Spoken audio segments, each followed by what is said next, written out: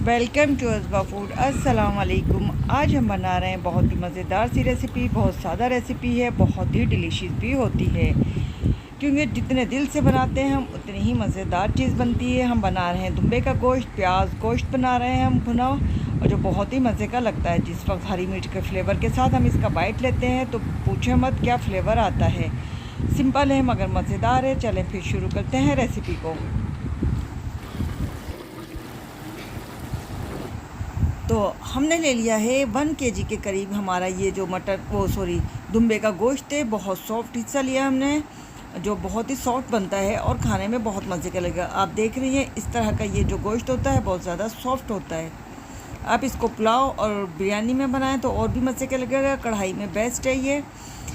एक दरमियाने साइज़ की हमने प्याज ले ली थी। बहुत ज़्यादा प्याज नहीं लेंगे, जिससे हमने रफली चॉप किया है, क्योंकि रफली चॉप करने से ये बहुत ज़्यादा जल्दी गलती भी है।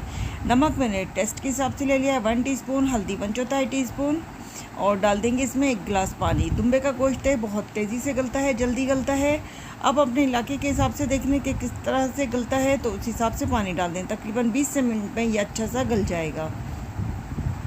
20 मिनट हो चुके हैं, इसको देख लेते हैं। गोश्त हमारा तकरीबन गल चुका है। अब हम इसमें स्पाइसेस शामिल करेंगे, क्योंकि अभी तक हमने नमक और हल्दी का इस्तेमाल किया था इसमें।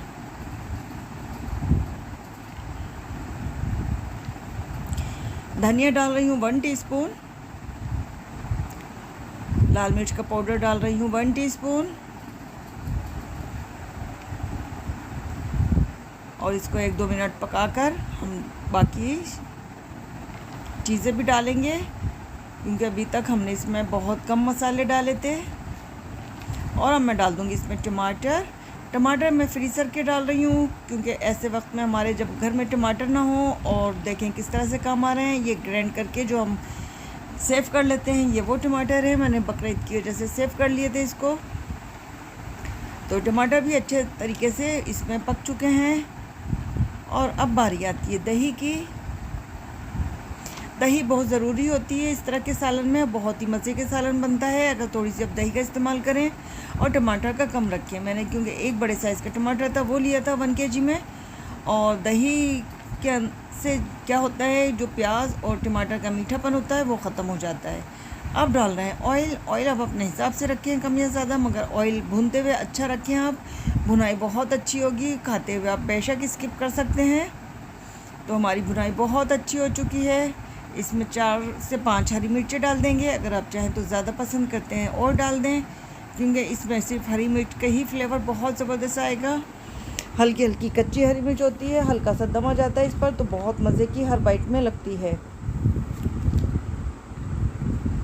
तो भुनाई हमारी बहुत अच्छी हो चुकी है। अब निकालते हैं इसको डिश में, और डाल दिया हमने 1 टीस्पून गरम मसाला पिसा हुआ, जो होममेड गरम मसाला है, बहुत ज़बरदस्त है। मैं बहुत कम मिकदार में गरम मसाला बनाती हूँ ताकि खुशबू बरकरार रहे।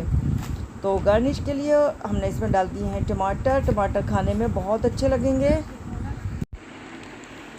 ये बिल्कुल रोस्ट के स्टाइल में बना है गोश्त, और बहुत ही मज़े का लगता है। तो आप ज़रूर ट्राई करें, फीडबैक ज़रूर दिया करें कैसा बना है आपका। तो आप अगर मेरे चैनल पे नए हैं तो मेरे चैनल को सब्सक्राइब करें, लाइक करें, शेयर करें। मिलेंगे फिर किसी और अच्छी बेहतरीन रेसिपी के साथ। अपना बहुत सा ख्याल रखिएगा। अल्लाह हाफिज़।